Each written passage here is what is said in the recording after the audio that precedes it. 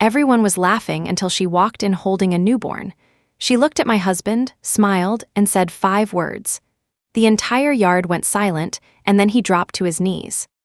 I had been planning that barbecue for 6 weeks. Color-coded string lights, a rented smoker, 42 guests, and a banner that said "Congratulations, Holt" stretched between our 2 maple trees. And I remember thinking, as I hung the last corner of that banner, that this was going to be the night my husband finally understood how much I believed in him. Then the side gate creaked open. A woman I had never seen in my life stepped onto our lawn cradling a newborn wrapped in a pale blue blanket, walked straight past 42 of our closest friends and family, stopped 3 feet from my husband, and said, "This is your son, Holt." Nobody moved. The smoker kept smoking. Someone's phone kept playing music from a speaker on the patio table, some upbeat song about summer nights, and it played on for a full 10 seconds into that silence, like the world had not gotten the memo that everything had just ended. Then Holt's knees buckled and he went down onto the grass in front of everyone, right there in front of his mother, his business partner, his college roommate, and 40 other people who had shown up to celebrate him. My name is Rosalind Vance, though everyone who has ever loved me calls me Roz, and I want to tell you exactly how I ended up standing at the edge of my own backyard party, watching my husband collapse in front of a woman I had never met while she held a baby that was apparently his. I want to tell you because I think a lot of women live some version of this moment, maybe not this exact scene, not a stranger walking through a garden gate with a newborn, but that same specific second where the floor of your life disappears and you are left standing on nothing, deciding in real time whether you are going to fall too. I met Holt Bracken 9 years ago at a farmer's market in Asheville, North Carolina, back when I still worked in commercial real estate, and he was selling honey from 3 hives he kept behind his rented duplex. The kind of hobby that men with big dreams start before they figure out what they actually want to build. He had flour-colored hands from helping his mother bake that morning, a gap in his front teeth that showed when he laughed too hard, and he talked about beekeeping like it was a religion. All patience and cycles and respect for something bigger than himself. I bought 2 jars of honey I did not need just so I could keep talking to him, and by the end of that conversation, he had my number written in pencil on the back of a paper bag, because he said pens felt too permanent for a first meeting, and I thought that was the most charming thing I had ever heard a grown man say. We got married 4 years later in a small ceremony at my family's property outside Charlotte, the kind of wedding my mother called intimate and my aunt called cheap, though nobody said the second word out loud until after the divorce, when suddenly everyone had opinions about signs they claimed to have noticed all along. My father had passed 2 years before the wedding, but he left me enough from his contracting business that I never had to explain myself to anyone about money, and that inheritance became the seed money 3 years into our marriage, for the thing Holt had always wanted more than honey or bees or any hobby that came before it, a brewery of his own. I put up the capital. I structured the ownership through a holding trust my father's old attorney helped me set up, 62% held by that trust, 38% held by Holt personally as the operating partner, and I told myself at the time that the percentages did not matter because we were partners in every sense that counted. I believed that completely. I believed it the way you believe the sun will rise, without checking, without doubt, just quiet, unquestioned faith. Bracken and Vance Brewing Company opened in a converted warehouse in the River Arts District 5 years ago, and within 18 months, it had become one of those places magazines wrote about. Exposed brick, reclaimed wood tables, a rotating list of sours and IPAs that Holt developed himself with an obsessiveness I used to find endearing. He became the face of it, the guy in flannel doing interviews for local news segments about craft beer tourism, the guy who got invited to speak on panels about entrepreneurship in Appalachia, and I stayed mostly behind the scenes doing what I had always done, the numbers, the vendor contracts, the parts of a business that never make it into a magazine spread but keep the lights on every single month. I was fine with that arrangement. I want to be honest about that, because a lot of people who heard this story later assumed I must have resented living in his shadow, and the truth is I did not for a long time, because I had grown up watching my father run a business the same way, quietly, competently, without needing applause for doing his job well. The trouble, looking back on it now with the particular clarity that only comes after your entire life has been rearranged in front of 42 witnesses, started about 14 months ago, when the brewery began a distribution partnership that required Holt to travel to Nashville roughly once a month to meet with a regional distributor. The trips were 3 days, sometimes 4, and at first I thought nothing of it because expansion meant travel and travel meant late dinners with people whose names I never bothered to memorize because I trusted my husband the way you trust gravity, as a fact of the universe rather than a choice someone makes every day. I want to say I noticed something was wrong sooner. I did not. I noticed he seemed tired more often. I noticed he started keeping his phone face down on the nightstand instead of charging it in the kitchen like he always had. I noticed a new cologne in the bathroom cabinet that he said was a gift from a distributor. And I noticed all of it the way you notice weather, as background information you register without acting on, because acting on it would have required believing something about my marriage that I was not ready to believe. The morning of the barbecue, I woke up at 5:30 to start prepping the pulled pork, because I wanted it in the smoker by 6 for a party that did not start until 4. And I remember standing in my kitchen in the blue almost light before sunrise feeling genuinely, uncomplicatedly happy. The kind of happy that exists only in the hours before you find out what has actually been happening around you. Holt had just closed a deal that would put Bracken and Vance beer into 14 new grocery chains across 3 states, the biggest expansion the company had ever seen, and I had planned the whole party as a surprise, telling him only that we were having a small cookout with a few friends, when in reality I had invited his mother from Knoxville, his college roommate from Ohio, our entire staff from the brewery, half our neighborhood, and my cousin Delphine who flew in from Austin just for the occasion. I had ordered a banner. I had ordered custom coasters with the new distribution states printed on them like little trophies. I had spent 6 weeks building a monument to a marriage I believed was thriving. The party started exactly the way I had imagined it, Holt walking through the front door at 3:45 expecting a quiet evening, and instead finding 40 people yelling surprise in his own backyard, his face doing that thing where genuine shock and genuine joy show up on a person at the exact same moment. And for about 45 minutes, it was everything I had hoped it would be. His mother cried a little. His college roommate gave an embarrassing toast about the honey stand days. I stood near the drink table watching my husband laugh with his hand resting on my shoulder every time he passed by. And I thought, this is the life I built. This is what 6 weeks of planning and 9 years of marriage produces, this exact scene, and I felt something close to pride sitting warm in my chest. Then the gate creaked. I did not know her name yet, but I would learn it within the hour, and I want to describe her exactly as I saw her that first time because the image never left me. She was maybe 26, 27, with dark hair pulled back in a loose braid that had clearly been done in a hurry, wearing a gray cardigan that did not quite fit the warm May afternoon. And she was holding a newborn against her chest with the particular exhausted competence of a woman who had not slept properly in weeks.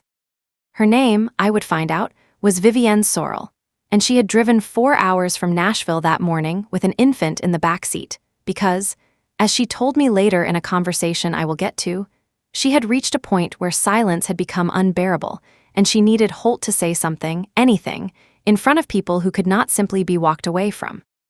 She did not hesitate at the gate. She did not scan the crowd looking lost the way a stranger normally would at someone else's party. She walked directly toward my husband like she had memorized exactly where he would be standing, which in hindsight told me something important that I was too stunned to process in the moment, that she had seen photos, that she had been given enough details about this event to know where in that yard Holt Bracken would most likely be found. She stopped 3 feet from him, close enough that the baby's blanket nearly brushed his shirt, and she said those 5 words in a voice that was not angry, not shaking, just flat and tired and absolutely certain. "This is your son, Holt." I have relived that sentence more times than I can count in the months since. The specific weight of each word, the way she did not ask a question, did not soften into something he could argue with, just stated it as a fact she had been carrying alone for 3 weeks and could not carry alone anymore. The music kept playing. Somewhere behind me, I heard my cousin Delphine say, "Wait, what?" in a whisper that carried further than she probably intended. And then Holt's knees simply gave out, and he went down onto the grass in front of his mother, in front of his business partner, in front of 42 people holding paper plates of pulled pork. And the sound he made was not words, it was just a kind of exhale, like something had been let out of him all at once. I want to tell you what I did in that moment because I think it surprised everyone, including me. I did not scream. I did not run at Vivienne Sorrell and demand answers. I did not collapse the way Holt had.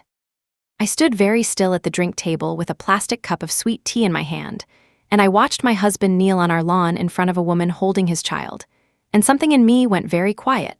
The same quiet I imagine settles over a house right before a storm arrives, when the birds stop singing and the air goes strangely still, because every living thing nearby understands what is coming before the first drop falls. "Rosalind," Holt said, twisting around to find me in the crowd, his face gray, his voice cracking on my full name, which he never used. "Roz, I can explain."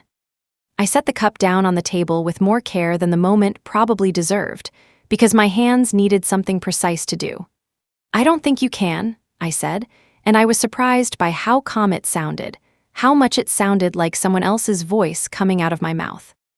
Vivienne looked at me then, really looked at me, and I watched her face shift from the flat determination she had walked in with into something closer to horror, the specific horror of a person realizing the wife she had pictured as an abstraction was standing right there holding sweet tea. "I didn't know," she said quickly. "I swear to you, I didn't know there was a wife until 8 weeks ago. He told me he was divorced. He told me the papers were being finalized." I looked at my husband, still on his knees in the grass, and I asked the only question that mattered in that moment. "How old is the baby, Holt?" He did not answer. Vivienne answered for him, her voice small now. 3 weeks. 3 weeks meant conception roughly a year ago, which meant this had been going on for the entirety of what I had believed was an exciting new chapter of expansion and travel and growth for our brewery. Meant every single Nashville trip for the last 14 months had a second life running parallel to the one I thought I understood. Meant the new cologne, the phone face down on the nightstand, the tiredness I had mistaken for the ordinary exhaustion of a growing business. All of it had an explanation I had simply refused to let myself see. I did not cry in front of 42 people. I want to be honest that I came close. I felt the specific hot pressure behind my eyes that precedes tears, but something in me refused to give Holt Bracken the satisfaction of watching me break in the same yard where I had hung a banner with his name on it 6 hours earlier. Instead, I walked to the patio, picked up the small Bluetooth speaker that had been playing that ridiculous summer song through the entire unraveling of my marriage, and I turned it off. The silence that followed felt correct in a way the music never had. "Everyone," I said, and my voice carried further than I expected across a yard that had already gone mostly silent on its own. "I think the party's over. There's plenty of food, please take plates home if you'd like. Thank you all for coming." People began moving almost immediately. That particular shuffling exit of guests who understand they have witnessed something they were never meant to see and want to remove themselves from it as gently and quickly as possible. Holt's mother, a soft-spoken woman named Audit, who had always treated me with more warmth than my own mother managed, walked over and squeezed my hand once before she left, and she did not say a single word to her son on her way out, which told me everything about how she had processed what she had just watched. My cousin Delphine offered to stay. I told her I needed to be alone with this for the first hour, and she understood, because Delphine has always understood the difference between support and intrusion. Within 20 minutes, the yard was empty except for me, Holt, still sitting in the grass now rather than kneeling, and Vivienne Sorrell standing awkwardly near the fence with a sleeping newborn against her chest, clearly uncertain whether she was meant to stay or go. "You should go," I told her, not unkindly. "This isn't your fight to have with me tonight." "I'm sorry," she said again, and I believed her, the way you can believe someone is sorry and still feel absolutely nothing soften in her chest because of it. She left through the same gate she had entered 15 minutes and one entire marriage ago, and I heard a car start somewhere out on the street, and then it was just me and Holt in a backyard full of half-eaten pulled pork and a banner that suddenly looked obscene stretched between 2 maple trees. "Roz," he started. "Don't," I said. "Not tonight. I need you to pack a bag and go somewhere else tonight, and tomorrow we're going to have a conversation, but I cannot look at you right now without wanting to burn this entire yard down, and I would rather not do anything I can't take back while I'm this angry." He packed a bag. He did not argue, which told me he understood exactly how much ground he had already lost. I watched from the kitchen window as he loaded a duffel bag into his truck and drove away, and then I sat down at my own kitchen table, the same table where I used to do the brewery's books at midnight, while Holt slept upstairs believing I never minded the extra work. And I allowed myself exactly 1 hour to fall apart before I picked up the phone and called the one person I trusted more than anyone left in my life, my father's old attorney, a sharp, unhurried man named Desmond Ape, who had handled my father's estate, and 4 years ago had structured the ownership of Bracken and Vance Brewing Company at my request in a way that Holt had always described, with a slight edge I used to mistake for humor, as unnecessarily complicated. "Rosalind," Desmond said when he picked up, hearing something in my voice immediately despite the late hour. "What happened?" "My husband has a 3-week-old son with another woman," I said, and saying it out loud for the first time made it real in a way that watching it unfold in the yard somehow had not. "I need to know exactly what I own." There was a pause on the line, the kind of pause I would come to associate with every serious conversation over the following weeks, a beat where a careful man decides how much weight to put behind his next sentence. "You own 62% of the holding trust," he said, "which means you own 62% of the operating company, full voting control on any matter requiring a supermajority, and the exclusive right to remove an operating partner for cause under the agreement we drafted. Do you want me to start reviewing that agreement tonight?" "Yes," I said. "Start with everything. I want to know what he's touched that he shouldn't have." I want to pause the story here and explain something, because I think it matters for understanding what came next. I did not go looking for financial wrongdoing out of spite. I genuinely believed, in that first phone call, that I was simply protecting the business my father's money had built while I figured out what my marriage was going to become. I had no idea, sitting at that kitchen table at 11 o'clock at night with a cold plate of pulled pork still on the counter, that Desmond's review would eventually uncover something far larger than an affair. Something that would take Holt Bracken from a man who had humiliated me in my own backyard to a man facing consequences that had nothing to do with our marriage at all. The next morning, Holt called 11 times before 9 a.m. I did not answer any of them. Instead, I drove to the brewery myself, early, before any staff arrived, and let myself into the back office with the key I had never stopped carrying even though I rarely used it. And I sat down at the desk where Holt did most of his work, and I opened his laptop, which I still had the password to because we had set it up together years ago, and he had never bothered to change it. A small detail that told me something about how safe he had always felt in his deception. How little he had thought he needed to protect against. What I found in the first hour was an email folder labeled, with almost insulting simplicity, Nashville, containing more than a year of correspondence with Vivienne that made the timeline undeniable hotel confirmations. A lease agreement for an apartment in Nashville signed 9 months ago under Holt's name, and a series of messages to their shared distributor contact requesting that certain travel and lodging expenses be routed through the brewery's vendor relations budget rather than his personal account, described in the company's books as regional partnership development costs. I sat very still reading those emails, and the specific kind of anger that moved through me was different from what I had felt in the backyard, quieter, colder. The anger of watching someone steal from you methodically rather than betray you emotionally in a single moment. Because a single moment of weakness is at least human. But this had been a system, built and maintained for over a year with receipts and folder structures and careful language designed to survive an audit. I called Desmond back before 9:30. "I found something," I said. "I need you at the brewery in an hour, and I need you to bring someone who understands forensic accounting, because I don't think this is just about a baby anymore." By that afternoon, Desmond had confirmed what my instincts already suspected from a single hour of reading emails. Over the previous 14 months, approximately $87,000 in company funds had been routed through vendor and travel budgets to cover an apartment lease, hotel stays, restaurant expenses, and, most damning of all, 4 separate jewelry purchases that had been logged in the books as client appreciation gifts. None of it had been authorized by me. None of it had gone through the approval process, the operating agreement required for expenses above a certain threshold. And every single instance had been signed off using an electronic authorization code that was supposed to require my digital signature alongside Holt's.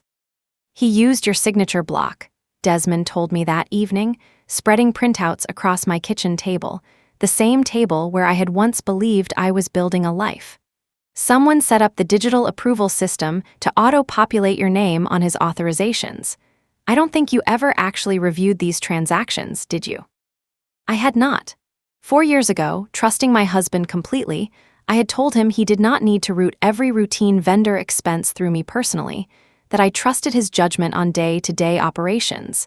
And he had taken that trust and built a private life on top of it, brick by careful brick.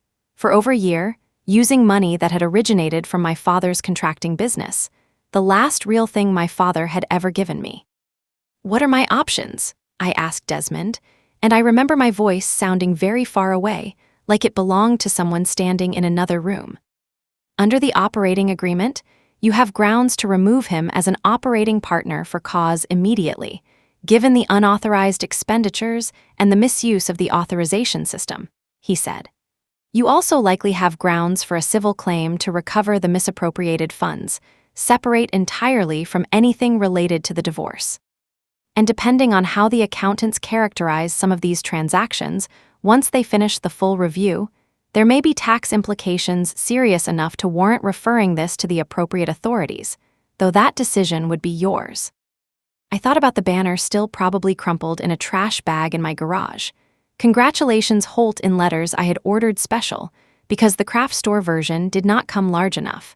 And I thought about 6 weeks of my life spent building a celebration for a man who had spent that same 6 weeks, and the 14 months before it, building an entire second existence funded by money that was never really his to spend so freely. "Remove him," I said, "effective immediately, and keep pulling the thread on everything else. I want to know exactly how deep this goes before I decide what else to do." The board of Bracken and Vance Brewing Company, which consisted of me, Holt, and 2 minority investors who had come in during our second year of operation, convened an emergency meeting 4 days later. Holt showed up in a blazer that did not match the desperation on his face, clearly having spent those 4 days rehearsing some version of an explanation that could survive scrutiny, and I watched him try to deploy it the moment the meeting opened. Some version of an argument about regional partnership development being a legitimate business category and the personal nature of certain expenses being an oversight rather than a scheme.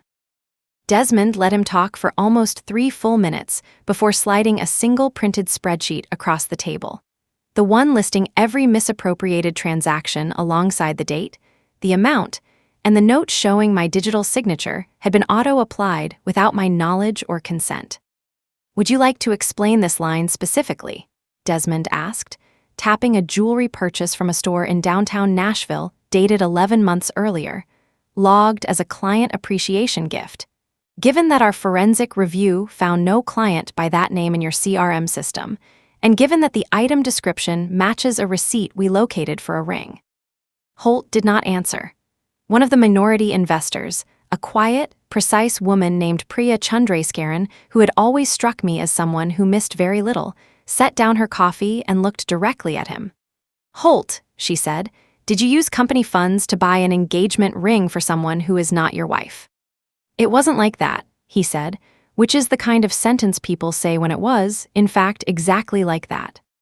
The board voted unanimously, including the 2 minority investors who had no personal stake in my marriage, but every stake in a company that had just been revealed to have a serious internal control failure, to remove Holt Bra. See Ken as an operating partner for cause, effective that same day, with his access to all company accounts and systems terminated before the meeting even ended. He did not fight it in that room, though I later learned he consulted 3 separate attorneys over the following weeks looking for some angle to challenge the decision. And each of them, according to Desmond, who has friends in exactly the kind of small legal community where this information travels, told him the documentation was too clean and too damning to contest. I want to talk about Vivienne Sorrel for a moment because I think it would be easy to make her the villain of this story, and I do not believe that would be honest.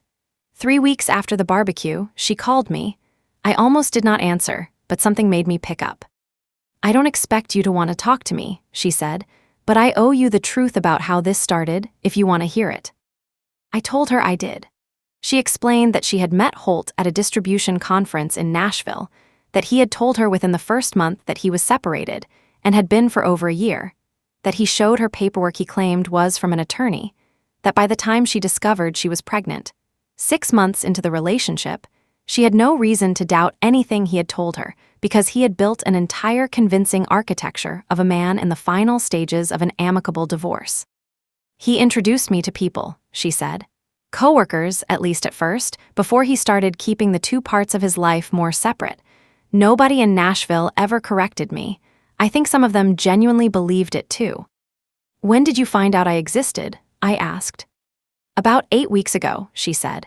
"A friend of mine recognized him from a magazine feature and mentioned his wife's name. I confronted him.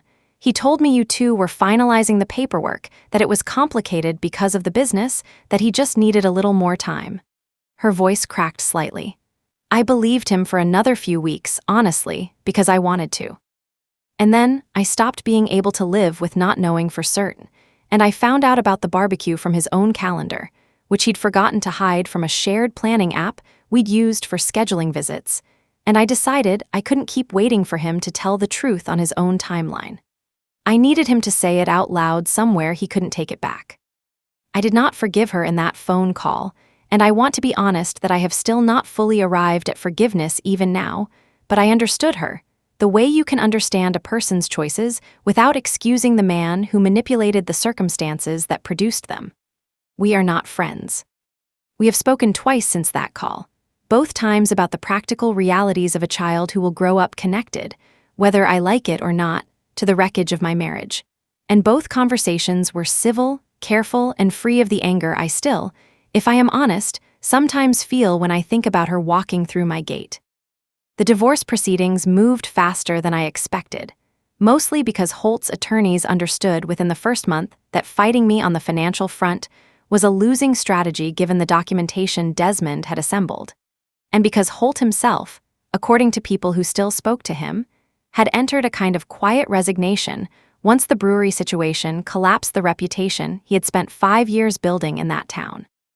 The prenuptial agreement my father's estate attorney had insisted on years earlier, the one Holt used to joke about at dinner parties as evidence of how unromantic lawyers are, turned out to be the single most protective document either of us had ever signed, cleanly separating the trust's ownership from any marital asset claims he might otherwise have made.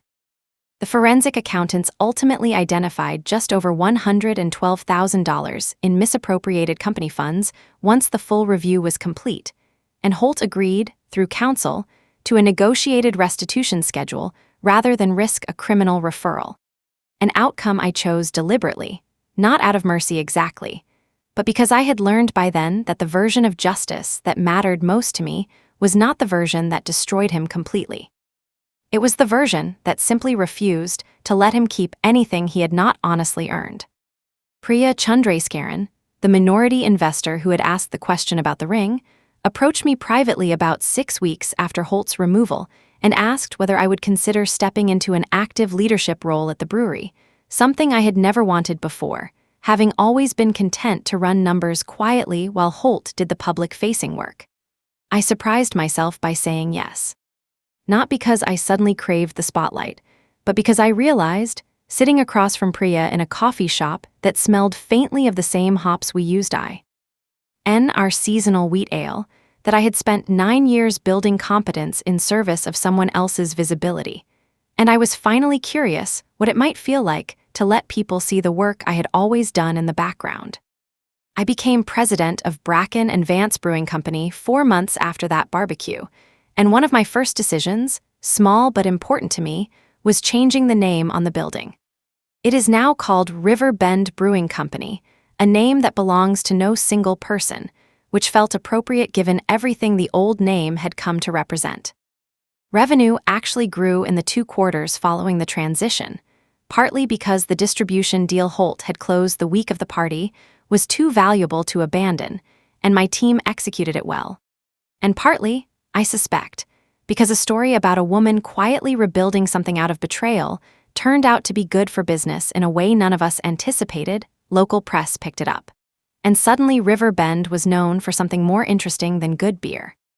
I still think about that backyard sometimes, the banner, the string lights I had hung with such care, the specific way the music kept playing for those 10 seconds after Vivienne said her 5 words, as if the world needed that extra moment to catch up to what had already happened.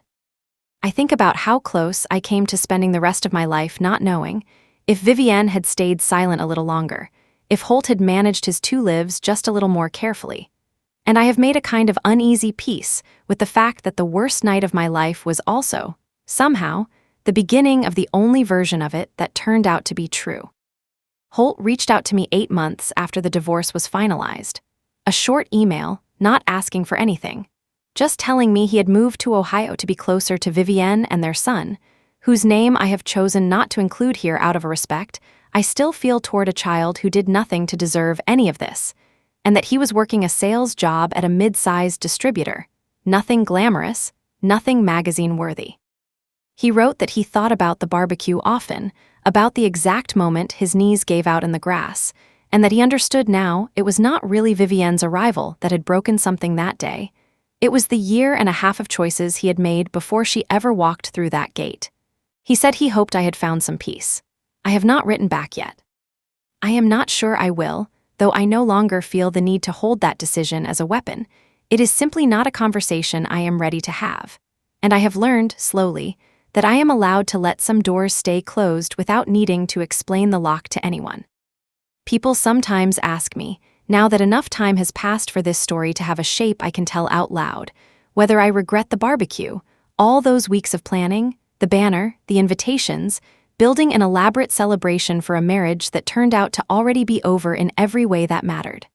I do not regret it, strange as that sounds. I think I needed to see exactly how far I was willing to go for that life, before I could understand how completely I needed to leave it. And I think there is something almost merciful about the way it happened all at once, in front of everyone, rather than in slow, deniable pieces I might have spent years explaining away. If this story resonated with you, I would love to hear your thoughts. What would you have done if you had been standing in that backyard the moment the gate creaked open? Would you have handled it the way I did, or taken a different path entirely? Share your perspective in the comments, and if you enjoy honest stories about betrayal, resilience, and starting over on your own terms, please consider subscribing and joining us for the next journey.